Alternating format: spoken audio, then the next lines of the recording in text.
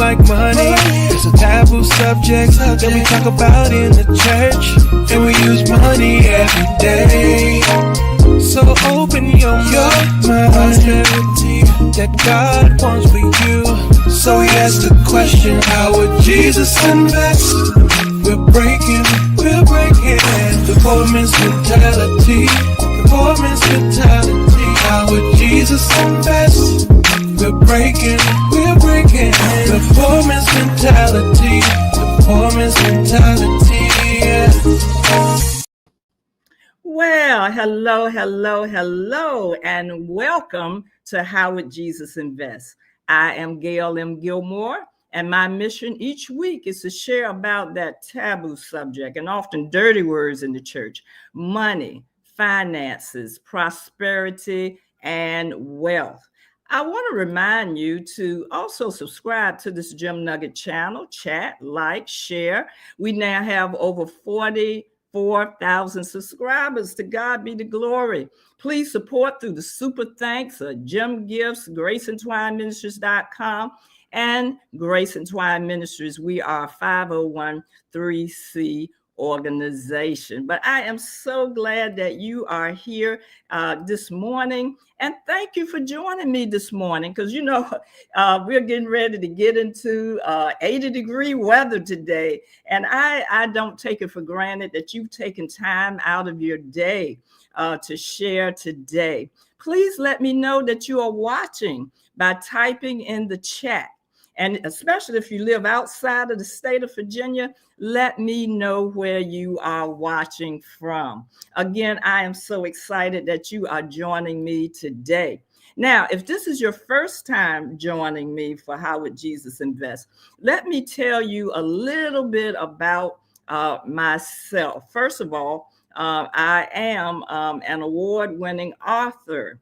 I've written several books, but my award-winning book is How Would Jesus Invest? Breaking the Poor Man's Mentality. It won the 2011 Christian Choice Book Awards in the area of finances, because I contend, just like it says in Hosea 4:6, my people are destroyed for lack of knowledge, especially in the area of finances. And see, the Lord wants us to be blessed in every area of our lives. I said body, soul, and pocketbook. And there are more references to money and finances and stewardship and prosperity than any other subject in the Bible, even salvation and faith. I did the research, y'all. It's 2,084 verses along that line. Also, I want to let you know I've written some other books as well as a play, and I've written several books. One, It Can't Be Boring, a Christian youth program for difficult times. Only by the Grace of God, the story of Sharon Dixon, which is a story of my dear friend that was a domestic violence victim. Miracles of the Exchange. Intentional blessings. Again, God wants to bless you intentionally. And also my award-winning book, How Would Jesus Invest? Breaking the Poor Man's Mentality. That's why I named this program this. And I also wrote a play called The Last Laugh. And you can order any of these books or my DVD at Grace and Twine Ministries.com. Also, I just wanted to let you know that this handsome fella right here, that is my husband, pastor. He's the founder and pastor of Grace and Twine Ministries. And again, I have been married to him almost 43 years now, and I proudly serve as co-pastor. Now, I want to let you know, if you're ever in the Tidewater area, come and visit us at Grace and Twine Ministries, the Gem. We're located at 3923 Deep Creek Boulevard in the city of Portsmouth, Virginia. You may also mail any donations there to that address. Again, my husband is the founding pastor, Pastor James E. Gilmore Sr. Our worship services are every Sunday at 10 a.m. Because you know what? You will find real love at the gym. All right. Well, and speaking of our worship, this coming Sunday, we are going to show, we on Fifth Sundays, we have movie Sundays. We always show Christian movies and so forth. But this Sunday will be the 23rd anniversary presentation of my play, The Last Laugh. Oh my goodness, you want to be there on tomorrow. This play was filmed at the IC Norcom High School back in 2002. We performed this play, I know, over 30 times in the area, including the Chrysler Hall Museum Theater. And it is wonderful, if I have to say so myself. As we're leading up to Resurrection Sunday, it stars comedian Steve Alexander. And it's the story where the devil thought, he had the victory while Jesus was buried for 3 days. But we know who had the last laugh. So we want to pack it out tomorrow at Grace and Twine Ministries as we show this movie. We have invited members of the cast, members, family members of those cast members that have deceased, even people that were in the audience in 2002. So you want to come, and we have the refreshments. You're going to really think you're in the movies, the popcorn and all the refreshments and everything that goes with that. So you want to be there tomorrow at 10 a.m. For The Last Laugh. But again, I thank you for being with me this morning. I'm very excited because we have a special guest, but I want to see who is out there already. I want to say good morning. Pastor JG is in the house. Thank you for joining this morning. Our son is out there, Music Tips and Review. Good morning. Sister Marcelia Posey, and I know there are others of you. Now, if you're on Facebook, the only way that I can see you is if you say hello or good morning. And we're going to ask you a little later on if you have some questions along our line. Good morning, Herbs for Health. That's our daughter-in-law, Lynette. We thank you for sharing this morning. And if you have questions, I'm going to ask you to do something a little later. But go ahead and you'll be able to put in some questions as we're talking about our subject on today. But today, I am I'm very excited about today.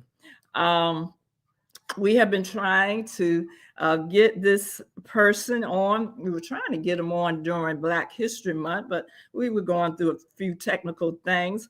But my guest this morning is attorney Eric O. Moody. And our subject on today, now the first part is a direct quote from attorney Moody: 5 lame excuses for not making a will and other inheritance issues. We're going to talk about inheritances because the Bible talks about inheritances. But let me tell you a little bit about attorney Eric Moody. I'm just so excited to have him this morning.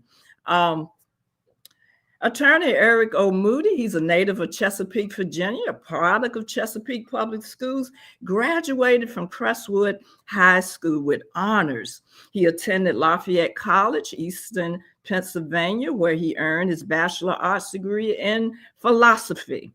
While at Lafayette, he was awarded the George Wharton Pepper Prize, bestowed upon the graduating senior who best demonstrated the institution's highest ideal.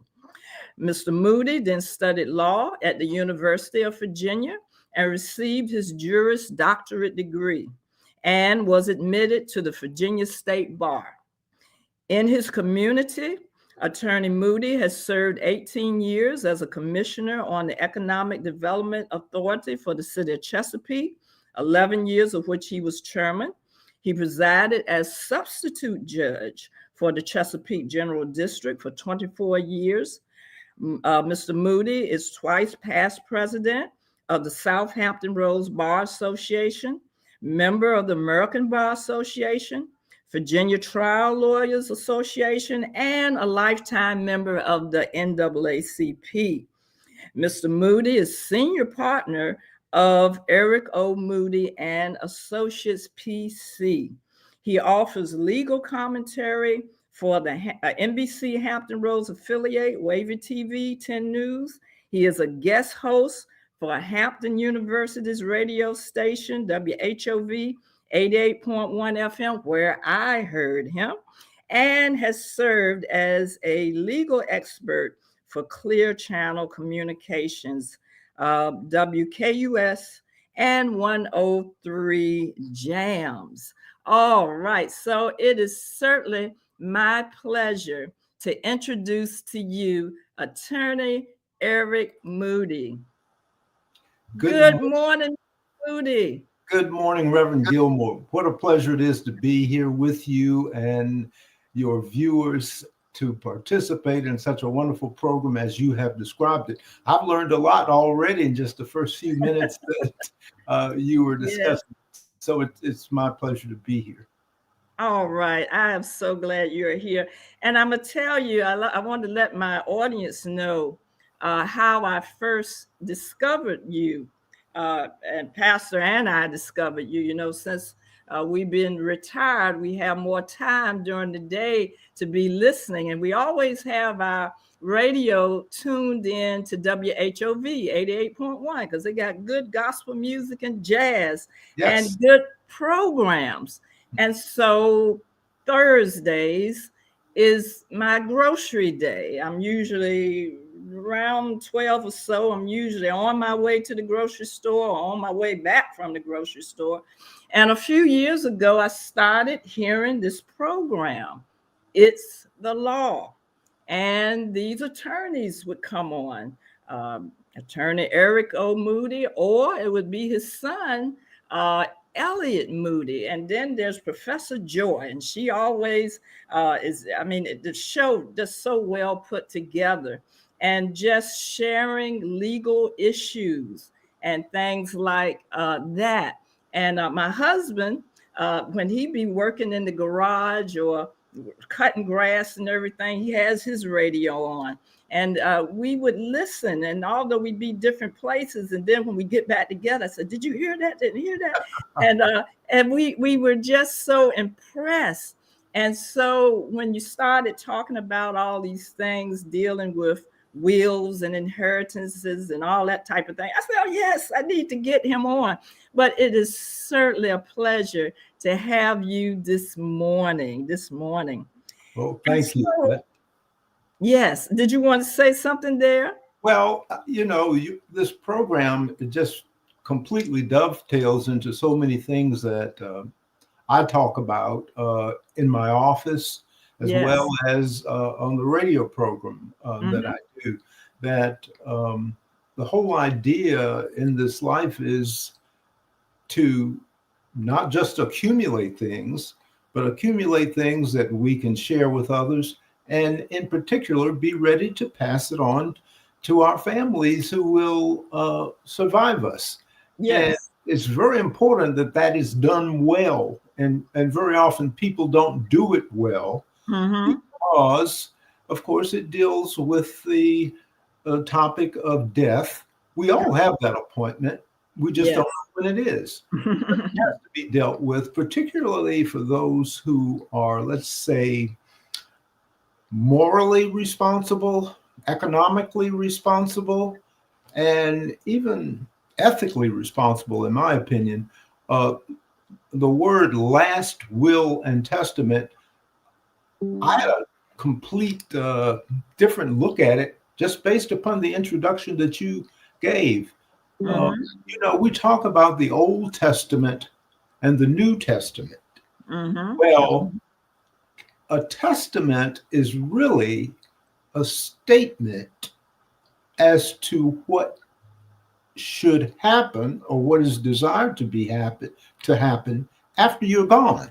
And when you think about the Old Testament and the New Testament, that's just what it is. And it's a concrete statement. Now, let's switch over to a will, as I draft all the time. It's a concrete statement of what a person wants to happen with whatever they may possess at the time they pass.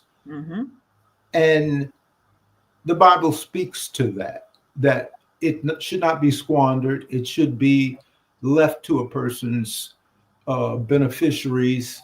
And in a will, you get to choose who those people are. Yes. So I think the topic ties in with so much of what you are talking about. Yes, how would Jesus invest? I think he has invested in us. Oh, yes. That's what he has done. Yes. He has left that New Testament. All right. Well, what we want to start with is the word. And Proverbs 13:22 says, a good man leaveth an inheritance to his children's children, and the wealth of the sinner is laid up for the righteous. Attorney Eric Moody, could you share your thoughts on this verse? Well, I did do some review of some commentary, and it was really gratifying to me to even just do that in preparation for this program. Most people, of course, think about an inheritance as a material thing, like a CD, stocks, bonds, maybe a house, a material thing that a person has accumulated during their lifetime that they cannot take with them. You will not take whatever you have with you. So now what is going to happen to it? Well, that's what a will is about, a last will and testament. That's what that's about. But in reviewing this commentary, I realize also Proverbs 13:22 also is referring to those things that we leave that are not material. Yes. The spiritual values, the whole idea about starting children at a very early age to get on their knees and pray before they go to bed at night.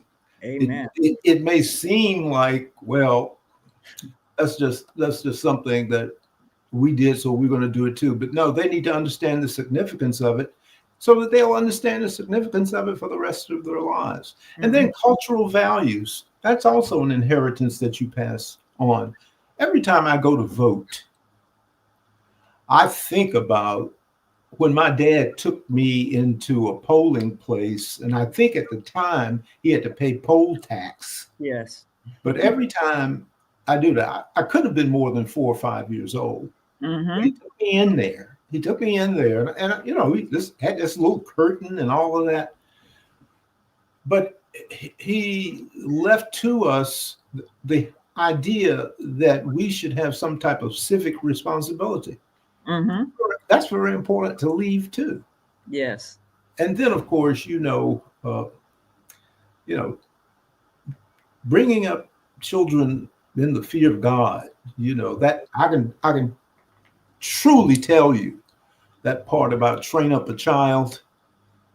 You got to train the child up first. Yes. If the straying part is very likely to happen, yes, but you can't expect them to come back if you haven't trained them. Yes, so right. An inheritance is not just about leaving material things. It's about a lot of other things, self-respect, and then, cultural values. Just think beyond just the material things and be a help to others. Yes. That is so important. And it's so funny that you mentioned all of that, because just this last Sunday, I had an assignment. We had a parents and grandparents day, and my subject was injecting the WPP vaccine, which is word, prayer, and praise. And my verse was train up a child in the way they should go. Mm-hmm. And as you most eloquently said, you know, an inheritance is more than material things.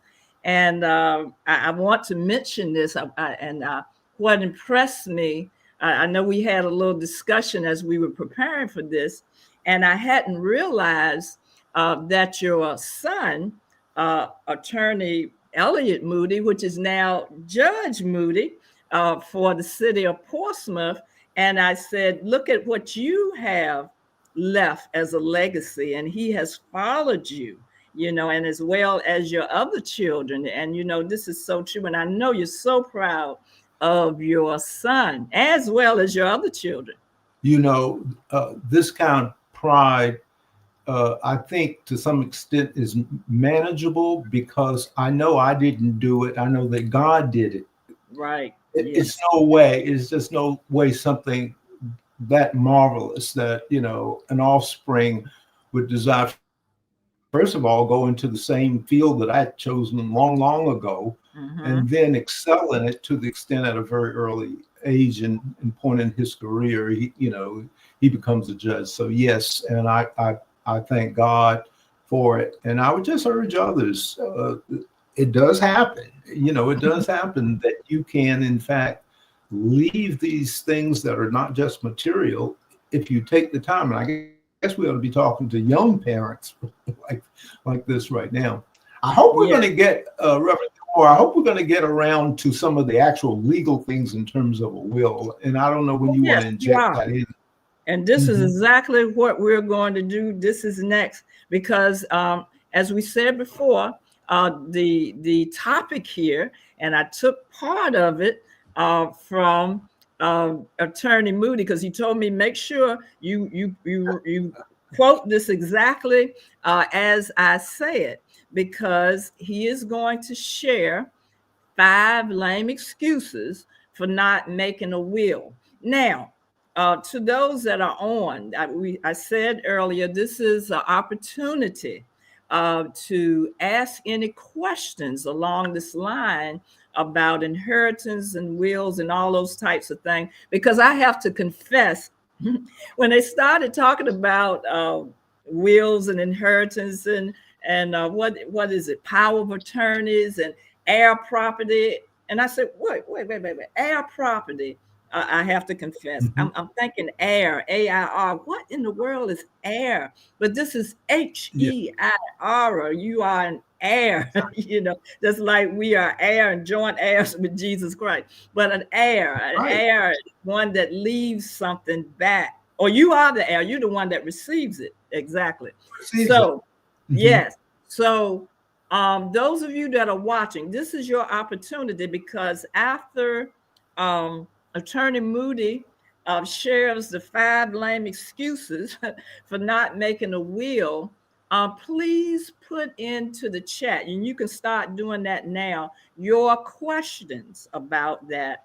And when he gets through with that, we're going to go back to the questions, and we are going to address them right here. Now, I might not be able to do it like Professor Joy does. I just love hearing her assist you, and that y'all have the call-in people. Since we don't have call-in, I'm going to be looking at the questions on the chat and sharing those. So as you're listening to Attorney Moody share the 5 lame excuses for not making a will, start typing in your questions into the chat. So just take it away, Attorney Moody. Well, this is an article that I did back in May of 2018. So that's getting to be kind of a long time ago. But what it really was, at that time, I think one of the late night hosts was David Letterman, and he would always have this top 10 list. And so I started thinking about all the lame excuses people give for not making a will. And these are excuses that I have heard over my entire career. Reverend Gilmore, this is my 49th year. I'm shooting for 50. I don't know if I'll make it, but this is my 49th year practicing law. And I've heard a lot of lame excuses, but the top 5 lame excuses are: number 5, I don't have anything. And, you know, people will come in, and I know they live in a very nice home, or I know they have a very expensive car, or you can look at the jewelry on their hands and around their neck, and they're still saying, I don't have anything. The next reason we hear all the time is, I don't know what to say. Well, that's why you go to the lawyer. I can assist you in the wording in the will. What I want to know is, what is your personal wish? What is your desire to happen to whatever you may own at the time you pass? Number 2 is, I'm afraid it's going to cost too much. Well, we spend money on just about anything and everything. Entertainment, travel, clothing, cars, you name it, vacations, you name it. But a document that would properly dispose of what you may own at the time you pass, we tend to give very, very little priority to that sometimes because of the perceived cost. And then number 2, I think, is probably the most widespread reason. And that would be, I'm going to make a will, but not right now. Right. Procrastination. Yeah, I'm going to get around to it. And I kid people. I said, you know, I think I'll get some pieces of wood that'll be round, and I'll write the words TOIT on it and give my clients that when they come in and they've been putting it off a long time. They got around to it. But anyway, the last one is, people are not making wills a lot of times because if I make a will, I must be about to die. Well, I tell people all the time, as a senior, when I walk out of my doctor's office and I have gotten a good report, I'm on cloud 9. But I am old enough to know that it only takes one bad visit. Sometimes a visit to a doctor's office can, in fact, impact how long you will live. But not when you come to the lawyer. Not when you come to the lawyer and get your will done. One of the main problems in getting wills also is the fact that we all like to think we're going to live years into the future. Well, when you make a will, you come to the reality that I might pass next month. And you make your will based upon your present situation, the things you own right now, the people who you would want to have it. And also, it's very important to be either general. Sometimes it's not necessary to name everything in the will, every little thing. But then sometimes people want to be very specific, and that's okay too. And we handle that all the time. People can be very, very specific sometimes. The point of the matter is the document should say what you want it to say.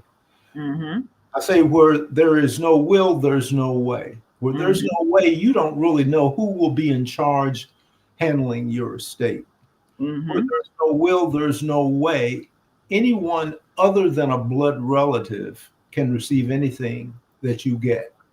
Yes. Where there's no will, there's no way none of the things that may be near and dear to you receive the benefit of your passing, like your church ministry, your fraternity, your sorority. That will never happen if you do not have a will that specifically says that. And I think for me, what I have been able to observe, people get wills done when they take the time to call the office and set the appointment. Sometimes I'll have a medical appointment I know I need to go ahead and take care of. I'll just pick up that phone and make the appointment and get in my mind, I'm not going to cancel. I'm going to get this done. that's when it happens. Mm-hmm. All right. Well, thank you. I when I heard that on the radio, I said, yes, he has to share this, because a lot of times when I've heard your broadcast and the people will call in and they want to know, and having a will, it just keeps down peace. I hear people call in and this my relative passed, and I wanted them to have this, and they wanted me to have this, and you would always ask, did they have a will? That is And the number one benefit. That is the number one benefit. There's very likely to be confusion if you do not have a will. And you might, yes, go ahead. You go continue. ahead. I was just going to say, you might think that your children who are behaving themselves and all on one accord now, but when you're not there to ride herd on them, it might not be that way. And I think we all have seen those situations. Oh, yes. And, we have a couple of questions up here. And the first thing, before I get into the questions, we've got a couple of good questions too, is, I've even heard it on your broadcast. A lot of people think that if they don't have a mansion or a whole lot of stuff, that a will is not needed. Because a lot of times you look at these TV shows, it's, this rich person, they leave a tape and saying they gather everybody and who gets this and everything. But I like that point that you are making, that you leave something in writing so it'll be clear, depending on how little you have or how much you have. And I think that has always been a very good point. Yes. Because that's one of your lame excuses. I don't have nothing. But yes, I don't have. Say, even if most of us, if you have a car, if you have a house or whatever, somebody needs to know. If you have a bank account. A bank account, exactly. And one of the things I really want to address about what happens when you don't have a will. When you die and you don't have a will, the state of Virginia determines how your estate will be divided. Mm-hmm. There's a law that says, well, if you're married and you have children and all the children are the children of your spouse, everything goes to the spouse. If you're not married, everything goes to the children. But the situation that comes up all too frequently these days, of course, is the problem with blended families. Oh, wow. Yeah, that's families. That is where they're step parents and their stepchildren.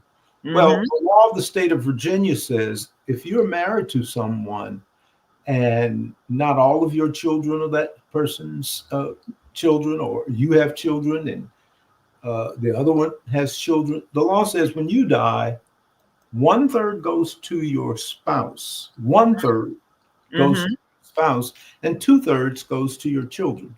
Now, I've been doing this a long time.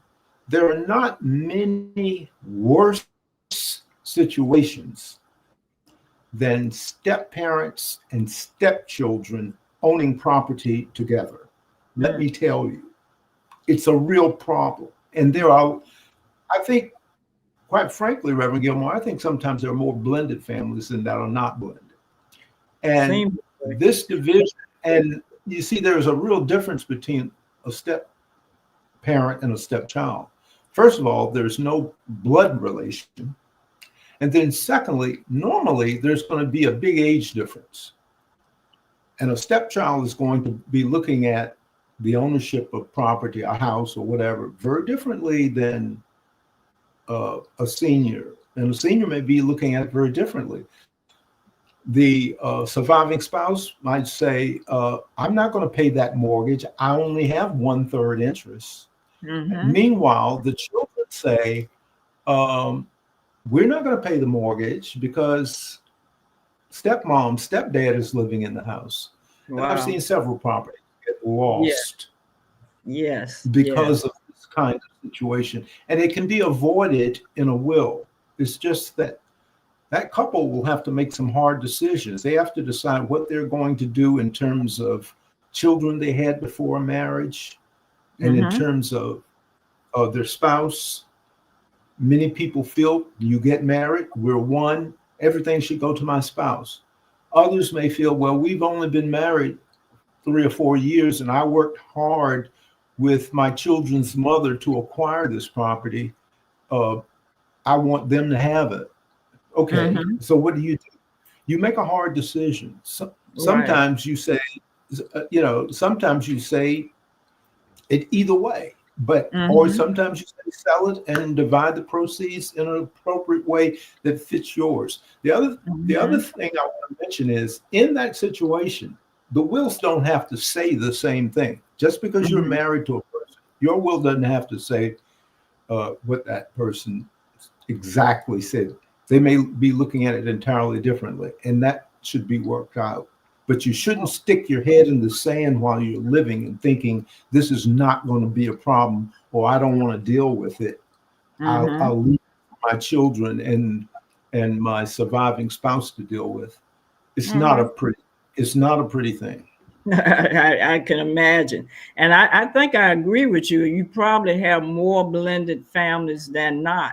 So there's a lot of things that come up. But we've got some questions here this morning. The first question is, does a will that is done without a lawyer need to be notarized? The answer to the question is no.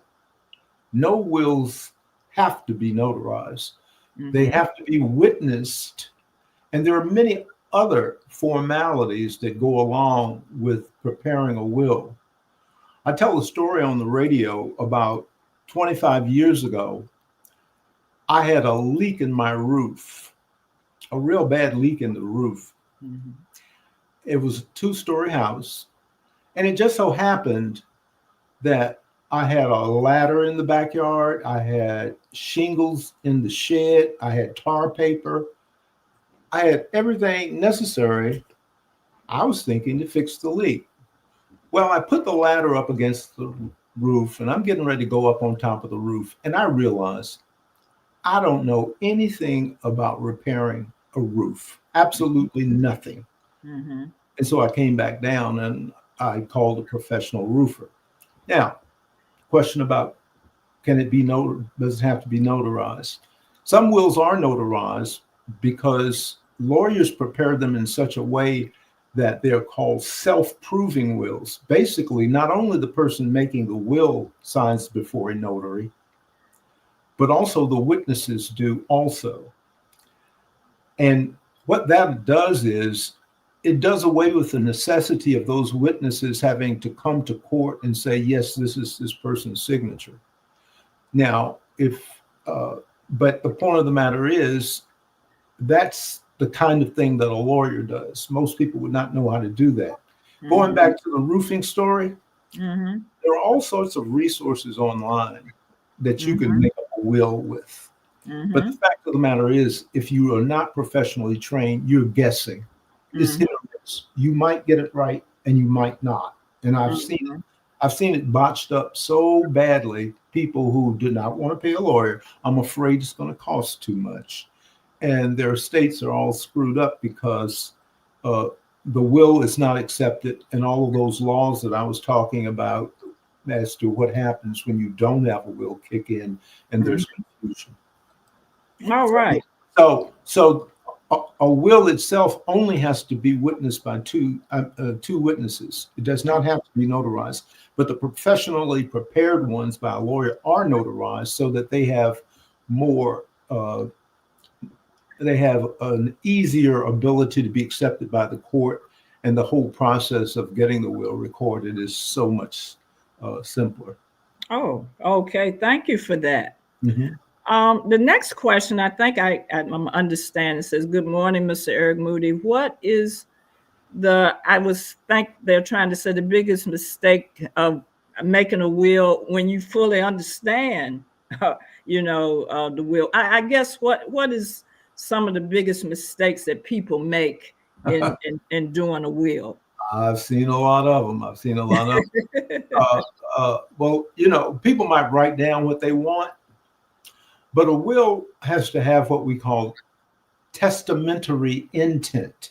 And it has to be, the law says it has to be clear on the page. You have to say, this is what I want when I die.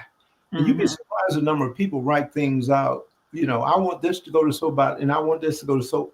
Well, they might be just making some gifts. They may not be necessarily referring to when they die. The document has to show testamentary intent, and many times people miss that.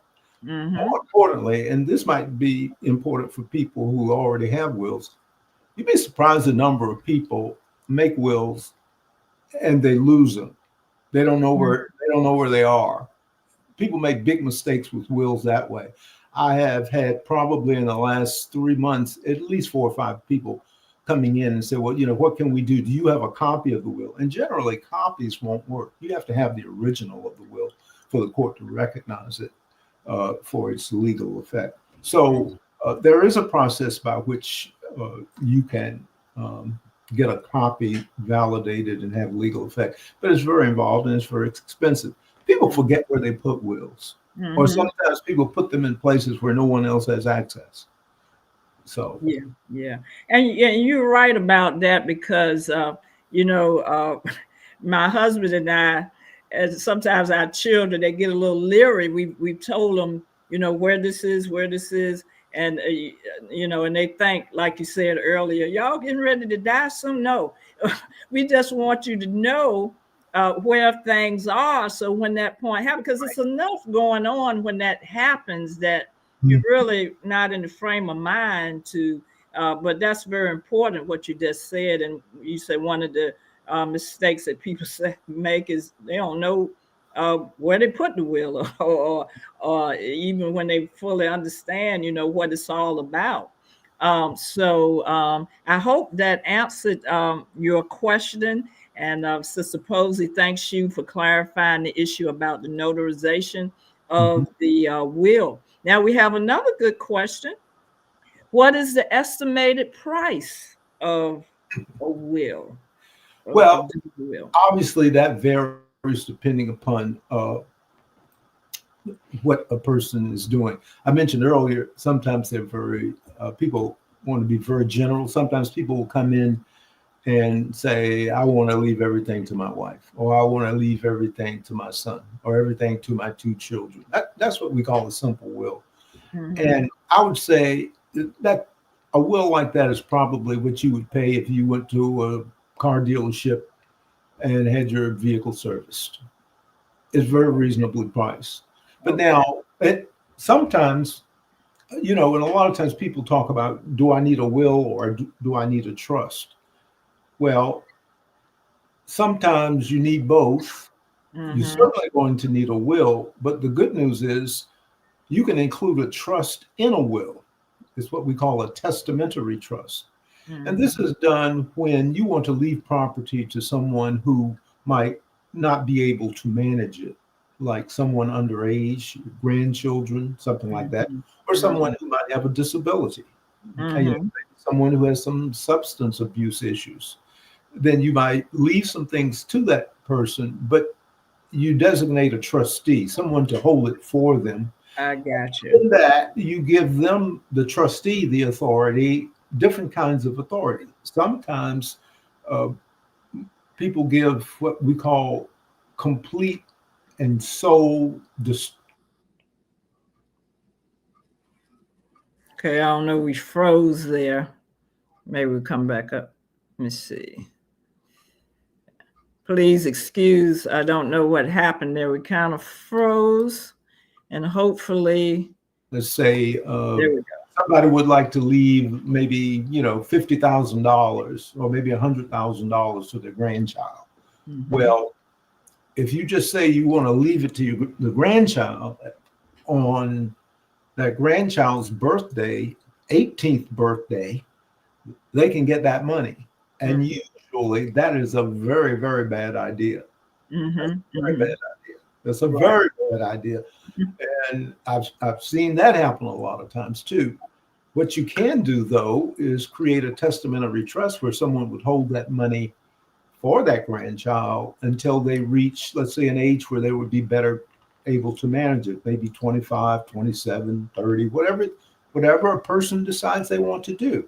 They can do that while at the same time providing that if they have medical expense, if they have educational expense, vocational training, they can use that money for that, but they won't get the whole thing until they reach the age that the person making the will decides they want it to be. Okay. So, so sometimes you do need a will with a trust. A trust is basically a document that takes property out of one person's hand and puts it in the hands of someone else for a third person's benefit, a beneficiary. Mm-hmm. And that's usually done in terms of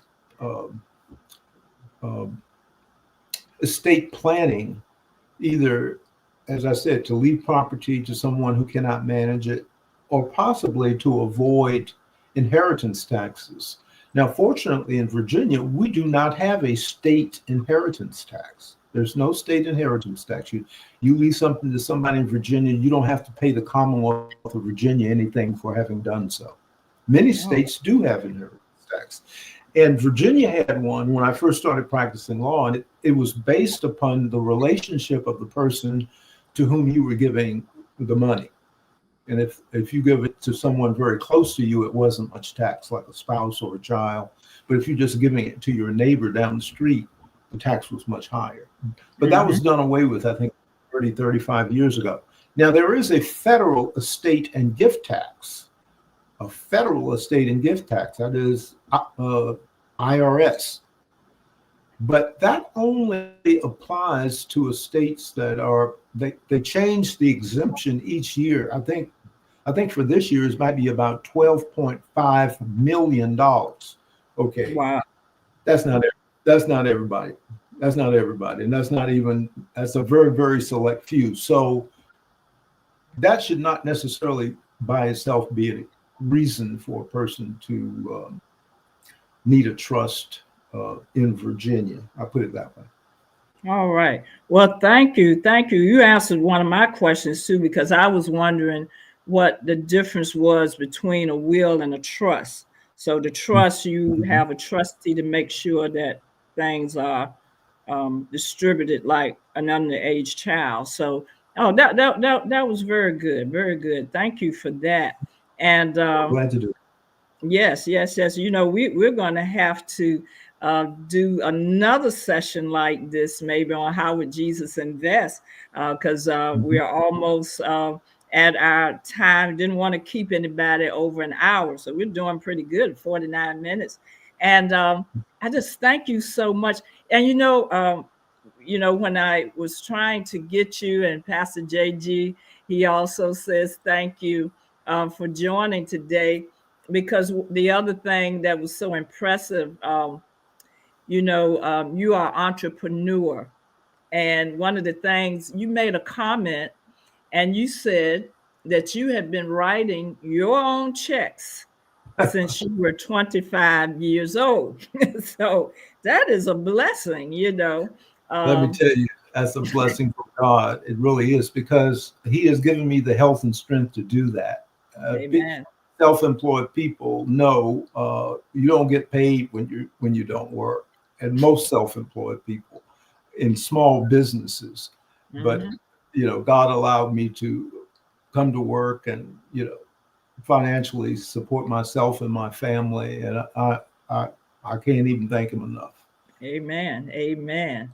But this has been such a treat today to have you, Mr. Moody. And I just want to share some information in case you might have some more questions. But it's Eric O Moody and Associates PC. There's 2 locations. He has 2 offices. One is at 355 Crawford Street, Suite 810, near the Renaissance Hotel in Portsmouth, Virginia. And you see this information on the screen here. And the number is 757-399-7683. He also has an office in Chesapeake, Virginia, 2200 Dunbarton Drive, Suite B, Chesapeake, Virginia. You see the number there, area code 757-424-5050. And especially for those, maybe you didn't come in earlier, we're going to have it on and you can go back and get this information. I love technology because you can always go back if you missed it this morning. And I really love this. Mr. Moody is the host of It's the Law on Hampton University's WHOV 88.1 FM on Thursdays at 12 noon. Now, they've been putting your show on more. I heard that. I heard that they're playing some. And, for your viewers, if you might have a question that is not related to inheritance or certainly the meaning of the scriptures that we're discussing here today, Thursdays at noon is a great time to get some free legal advice on a number of different topics. And I tell people I'm a frustrated DJ. I was a DJ in college, and then I did radio news for a while, and that's how I ended up on the radio. You have that voice for it. I can hear that. But we thank you for your service. You said almost 50 years serving. Yeah. Oh my goodness, what a blessing. What a blessing. But again, I am so glad that you joined me today. And I hope you have a great day. The other day you say you were cutting the grass. Now today is probably good because it's going to be really hot today. Probably too hot to cut the grass, but it's still looking pretty good. Okay. But I thank you so much for joining me today. And I'm going to be tuned in next Thursday at 12 noon, either going to the grocery store or coming from the grocery store. And this is just wonderful. And I do like that because depending on the topic, even if it's not on the topic you're talking about, you are answering questions about different legal forms. And tell Professor Joy, I love hearing her. I will. I'll share this with her, and I'm sure she'll be thrilled. Yes. Well, thank you so much. And you have a great day. I'm just going to take you off right now. I'm just going to do and you as well. ending. Yes. And thank you for inviting me.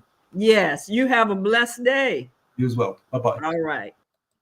Well, we just want to thank Attorney Eric Moody for being with us today. Oh, my goodness. I just want to always remind you again to subscribe to the Gem Nugget channel so you don't miss any of these programs and things that we share through Grace Entwined Ministries, because just like we say, information is just so important. It's so important. I was just trying to find, I always want to encourage you to subscribe to the Gem Nugget channel.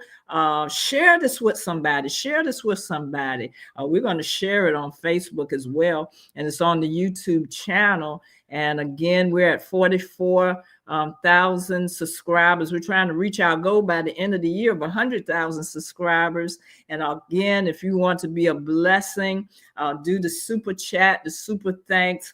You can also donate at our Cash App, Gem Gifts, or GraceEntwineMinistries.com. And we have other programs that come on during the week.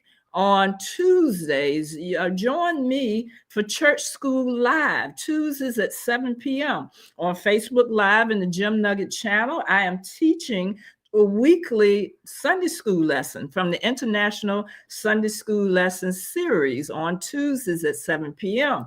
Come on Thursday night and join my husband, Pastor JG, for a life study. That is your weekly Bible study lesson. It's because the word says to study to show thyself approved unto God, a workman that needeth not to be ashamed, rightly dividing the word of truth. And we say life study is where we not only study the word of God, but we are learning how to apply it to our everyday life.